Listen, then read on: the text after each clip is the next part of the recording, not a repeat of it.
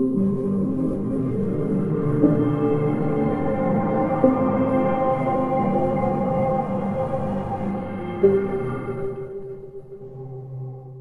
my dear friends and students. আজি মই এই ভিডিওটোত ক্লাস 10 ম্যাথছৰ চ্যাপ্টাৰ 2 এক্সাৰসাইজ 2.4 অৰ্থাৎ ঐচ্ছিক এক্সাৰসাইজ 2 কোৱেশ্চন নম্বৰ 2 টো কৰাম আৰু ছাত্ৰছাত্ৰীসকল তোমালোকে যদি এতিয়ালৈকে মোৰ চেনেলটো সাবস্ক্ৰাইব কৰা নাই প্লিজ সাবস্ক্ৰাইব কৰি লোৱা আৰু বেল আইকনো দবাই দিয়া যাতে মোৰ নেক্সট ভিডিওটোৰ নটিফিকেশন পাই যোৱা এতিয়া কোৱেশ্চনটো ষ্টাৰ্ট কৰো সোৱাচোন কোৱেশ্চনে কি কৈছে এটা ত্ৰিঘাত বহুপদ ওলোৱা যাৰ শূন্যবোৰৰ সমষ্টি শূন্যবোৰৰ দুটা দুটাকৈ লৈ কৰা গুণফলবোৰৰ সমষ্টি আৰু শূন্যবোৰৰ গুণফলটো যথাক্ৰমে 2, -7 আৰু -14 হয় এতিয়া ছাত্ৰছাত্ৰীসকল কোৱেশ্চনটো কি কৈছে মই ভালদৰে বুজাও সো কোৱেশ্চনে আমাক এটা ত্ৰিঘাত সমীকৰণ উলিয়াবলৈ কৈছে যেটো ত্ৰিঘাত সমীকৰণৰ শূন্য কেইটাৰ সমষ্টি হৈছে সো ইয়াতে যথাক্ৰমে কৈছে গতিকে প্ৰথমে সমষ্টি কৈছে প্ৰথমটো সমষ্টি তাৰ পিছত কৈছে দুটা দুটাকৈ লৈ কৰা গুণফলবোৰৰ সমষ্টি তেনলে এইটো হৈছে দুটা দুটাকৈ লৈ কৰা গুণফলবোৰৰ সমষ্টি -7 আৰু কৈছে শূন্য কেইটাৰ গুণফল -14 এই কেইটা লৈ প্লাই আমি ত্ৰিঘাত সমীকৰণ উলিয়াব লাগে তেলা ছাত্ৰছাত্ৰীসকল ওলাও সো আমি জানো এটা ত্ৰিঘাত সমীকৰণ কেনেকুৱা আহি থাকে এনেকুৱা যে ax³ + b x² plus cx plus d equal 0 ছাত্ৰছাত্ৰীসকল এটা ত্ৰিঘাত সমীকৰণ এনেকুৱা আহি থাকে এতিয়া ইয়াতে আমি যদি a b c আৰু d ৰ ভ্যালু উলাই পেলাই এই যিকিটা শূন্য কেইটাৰ সমষ্টি দুটা দুটাকৈ লৈ কৰা গুণফলবোৰৰ সমষ্টি আৰু শূন্য কেইটাৰ গুণফল একেটাৰ পৰা যদি মই a b c উলাই পেলাই আনি এটো ফিল কৰি দিও তেনেহলে আমাৰ ত্ৰিঘাত বহুপদটো উলাই যাব তেলা ছাত্ৰছাত্ৰীসকল আমি এনেকুৱা উলাও সো আমাক কোৱেশ্চনে কৈছে প্ৰথমতে এই প্ৰথম যেটো এটো হৈছে শূন্য কেইটাৰ সমষ্টি তেনেহলে মই শূন্য কেইটাক আলফা বিটা আৰু গামা ধৰি লও তেনেহলে শূন্য কেইটাৰ সমষ্টি আমাক কৈছে ছাত্ৰছাত্ৰীসকল 2 তেনেহলে সোৱাচোন শূন্য কেইটাৰ সমষ্টি মানে এই শূন্য কেইটাক যোগ কৰিব লাগিব শূন্য কেইটাৰ সমষ্টি মানে alpha plus beta plus gamma শূন্য কেইটাৰ সমষ্টি এতিয়া ছাত্ৰছাত্ৰীসকল আমি জানো ত্ৰিঘাত বহুপদৰ শূন্য কেইটাৰ সমষ্টিৰ সূত্ৰ হৈছে -b/a মানে সহগৰ লগৰ সম্পৰ্ক হৈছে -b/a ছাত্ৰছাত্ৰীসকল চোৱা ত্ৰিঘাত বহুপদ এটাৰ শূন্য কেইটাৰ সমষ্টিৰ ত্ৰিঘাত বহুপদটোৰ সহগৰ লগৰ সম্পৰ্ক -b/a এটো মুখস্থ কৰিব লাগিব তোমালোকে এতিয়া ছাত্ৰছাত্ৰীসকল চোৱা শূন্য কেইটাৰ সমষ্টি আমাক দিয়া আছে কি কৈছে 2 গতিকে শূন্য কেইটাৰ সমষ্টিৰ ঠাইত মই 2 লিখি দি আছো আৰু ইকুৱেলত আছে কি মাইনাসৰ b/a এতিয়া ছাত্ৰছাত্ৰীসকল ইয়াতে চোৱা ইয়াতে 2 অকলে আছে মানে ওপৰত আছে তেনেহলে তলত কিবা নহলে কিবা এটা আছে কি আছে তলত একো নাই মানে 1 আছে তেনেহলে ছাত্ৰছাত্ৰীসকল চোৱা আমি ইয়াৰ পৰা পাই লৈছো চোৱা ওপৰৰ লগত ইকুৱেল হয় তলৰ লগত ইকুৱেল হয় তেনেহলে ইয়াৰ পৰা পাই লৈছো যে -b = 2 আৰু a = 1 তেনেহলে ইয়াতে লিখি দিও যে আমি পাইছো -b ৰ ভ্যালু 2 পাইছো আৰু a ৰ ভ্যালু পাইছো কিমান 1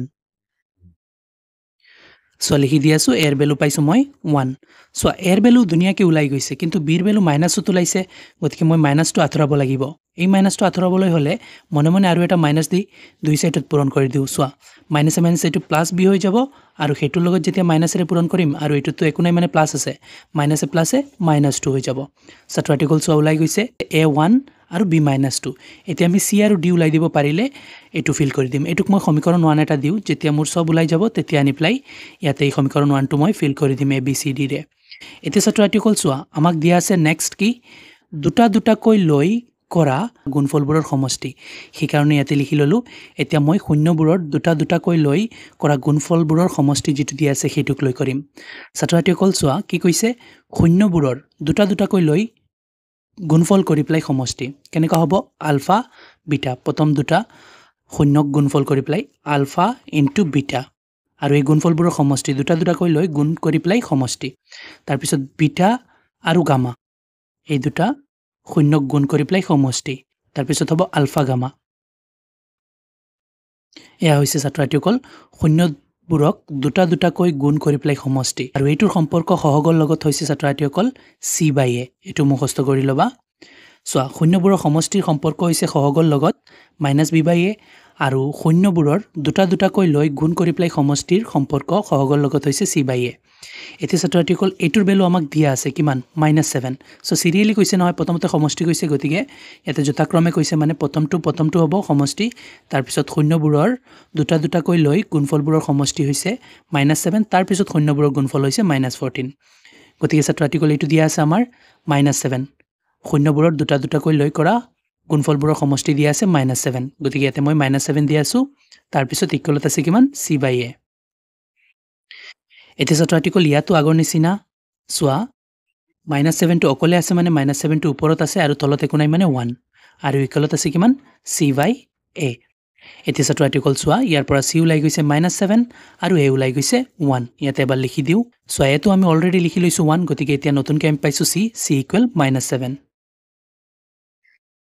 চোৱা ছাত্ৰসকল লিখি দি আছো c পালো আমি কিমান -7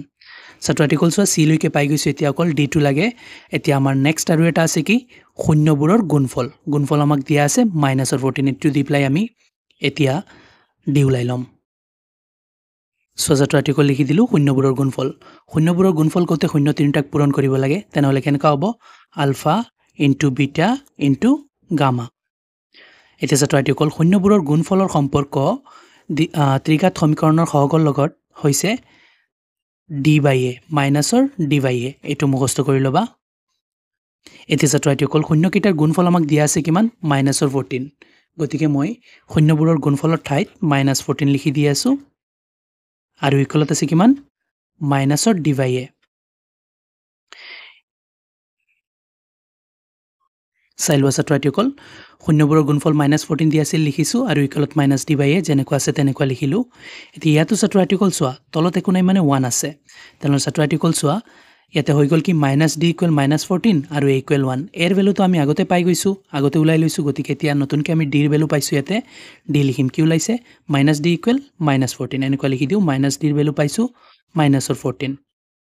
এতিয়া দুয়ো সাইডে মাইনাস আছে ছাত্ৰসকল আমি কাটিব পাৰিম মাইনাস কাটি দিছো এতিয়া আমাৰ d ৰ ভ্যালু ওলাই গৈছে 14 এতিয়া ছাত্ৰসকল এই যে a b c আৰু d ৰ ভ্যালু যিকেইটা ওলাইছে এইকেইটা নি মই ওপৰত সমীকৰণ 1ত চাই লোৱা এ আমি আৰহিটো লিখিছিলো ত্ৰিঘাত সমীকৰণ আৰহি আৰু সমীকৰণ 1 নাম দিছিলো এটোত বহুৱাই দিম আৰু আমি ত্ৰিঘাত সমীকৰণ পাই যাম সো ইয়াতে a b c d আছে নহয় ইয়াতে আমি ভ্যালু যিকেইটা ওলাইছো a b c d ৰ ভ্যালু এইকেইটা বহুৱাই দিম আমাৰ ত্ৰিঘাত সমীকৰণ আহি যাব তেনলে ছাত্ৰসকল এনেকুৱা কৰো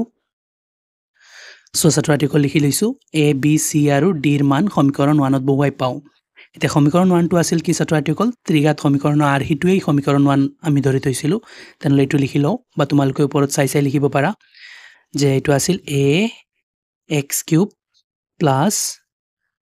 b x square plus cx plus d equal 0 এটো আছিল এতিয়া এটোত মই a b c d ৰ ভ্যালু যিকিটা ওলাইছো এইকিটা আমি বহুৱাই দিম ছাত্ৰসকল চাই লও ওপৰত এয়া ছাত্ৰসকল সমীকৰণ 1 এটো মই তলত এয়া লিখি ললো এয়া মই তলত লিখি ললো এতিয়া চোৱা এৰ ভ্যালু কিমান 1 এতিয়া ইয়াতে মই এৰ ঠাইত 1 বহুৱাই দিম লগতে আছে x কিউব তাৰ পিছত plus b x square b ৰ ভ্যালু ওলাইছিল -2 এটো মাইনাসৰ আছে গতিকে মই ব্ৰেকেটত ৰাখি আছো -2 আৰু লগতে আছে x স্কয়াৰ পূৰণ হৈ তাৰ পিছত প্লাস c ৰ ভ্যালু -7 ওলাইছে গতিকে মই ব্ৰেকেটত ৰাখি আছো আৰু লগত আছে x পূৰণ হৈ তাৰ পিছত প্লাস d ৰ ভ্যালু ওলাইছে ছাত্ৰসকল 14 d ৰ ঠাইত 14 লিখি দিছো ইকুৱেলত 0 এতিয়া এইখিনি আমি ভালদৰে ক্যালকুলেট কৰিম চোৱাচোন সো 1 ৰ লগত জি পূৰণ কৰা হয় হেতু হয় মানে 1x cube equal x cube a হ'ব তাৰ পিছত প্লাসে মাইনাসে মাইনাস হ'ব আৰু 2 আছে আৰু x স্কয়াৰ আছে মানে -2x স্কয়াৰ হৈ গল তাৰ পিছত প্লাসে মাইনাসে মাইনাস আৰু 7 * x 7x হৈ যাব তাৰ পিছত প্লাসৰ 14 ছাত্ৰসকল চোৱা এটোৱে হৈছে আমাৰ ফাইনাল ত্ৰিঘাত সমীকৰণ যেটো আমাক কোৱেশ্চনে উলাবলৈ কৈছিল উলাই দিছো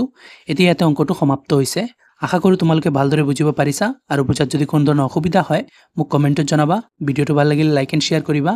চেনেলটো সাবস্ক্ৰাইব কৰি দিবা থ্যাংক ইউ